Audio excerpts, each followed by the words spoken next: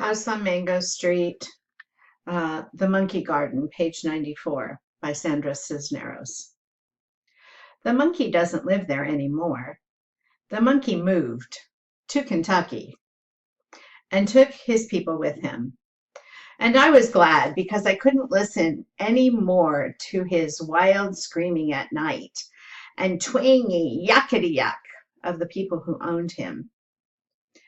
The green metal cage, the porcelain tabletop, the family that spoke like guitars, monkey, family, table, all gone. And it was then we took over the garden, and we had been afraid to go into it when the monkey screamed and showed its yellow teeth. There were sunflowers big as flowers on Mars, and thick cockcombs bleeding the deep red fringe of theater curtains. There were dizzy bees and bow-tied fruit flies turning somersaults and humming in the air. Sweet, sweet peach trees, thorn roses, and thistle and pears. Weeds like so many squinty-eyed stars, and brush that made your ankles itch and itch until you washed with soap and water. There were big green apples, hard as knees, and everywhere the sleepy smell of rotting wood, damp earth, and dusty hollyhocks, thick and perfumy like the blue blood hair of the dead. Yellow spiders ran when you turned rocks over, and pale worms, blind and afraid of light, rolled over in their sleep. Poke a stick in the sandy soil, and a few blue-skinned beetles would appear. An avenue of ants, so many crusty ladybugs. This was a garden. A wonderful thing to look at in the spring. But bit by bit, after the monkey left, the garden began to take over itself. Flowers stopped obeying, and little bricks that kept them from going beyond their paths. Weeds mixed in. Dead cars appeared overnight like mushrooms. First one, and then another, and then a pale blue pickup with a front windshield missing. Before you knew it, the monkey garden became filled with sleepy cars. Things had a way of disappearing in the garden, as if the garden itself ate them, or if with its old man memory it put them away and forgot them. Nanny found $1 and a dead mouse between two rocks in the stone wall where the morning glories climbed. And once, when we were playing hide and seek, Eddie Vargas laid his head beneath a hibiscus tree and fell asleep there like a Rip Van Winkle until somebody remembered he was in the game and went back to look for him. This, I suppose, was the reason why we went there. Far away from where our mothers could find us, we and a few old dogs who lived inside the empty cars. We made a clubhouse once on the back of this old blue pickup, and besides, we liked to jump from the roof of one car to another and pretend they were giant mushrooms. Somebody started the lie that the monkey had been there before anything.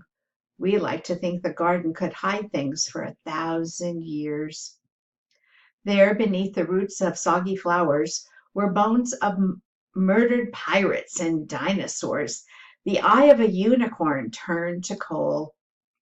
This is where I wanted to die, and where I tried one day, but not even the monkey garden would have me. It was the last day I would go there. Who was it that said I was getting too old to play the games? Who was it? I didn't listen to.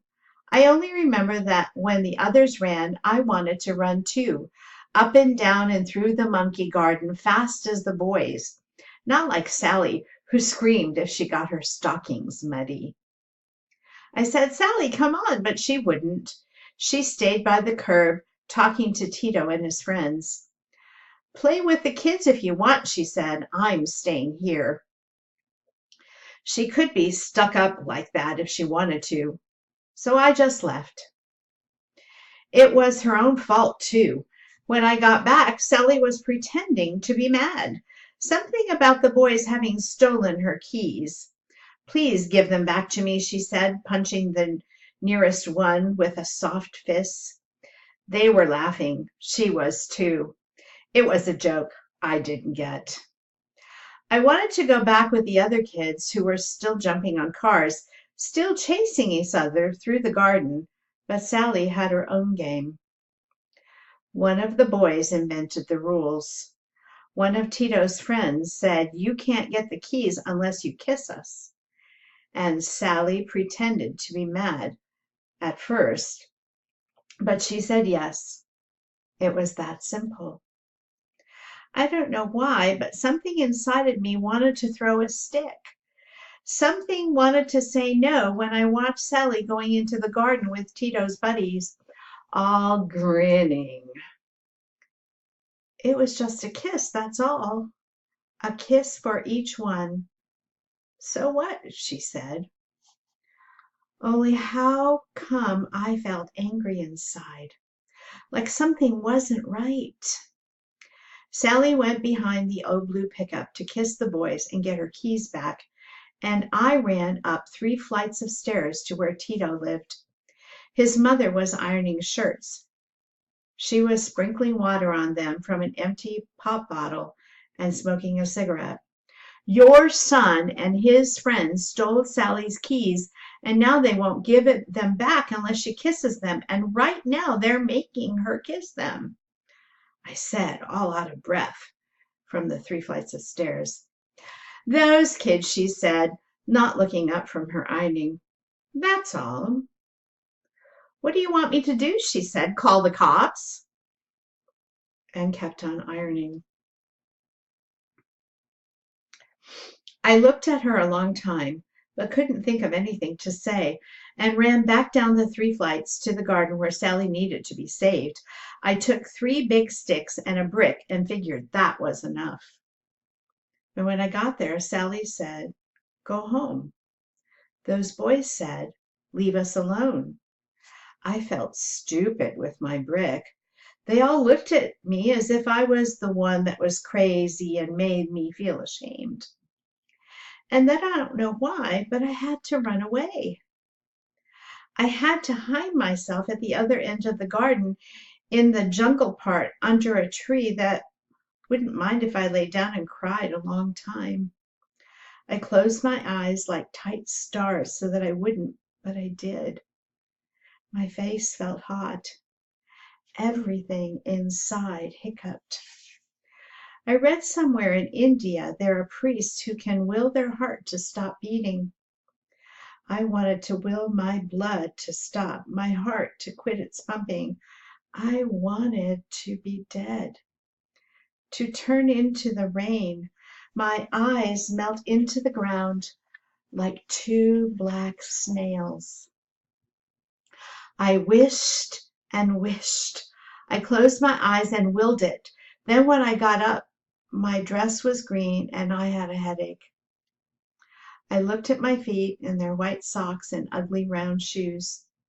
They seemed far away. They didn't seem to be my feet any more. And the garden that had been such a good place to play didn't seem mine any more.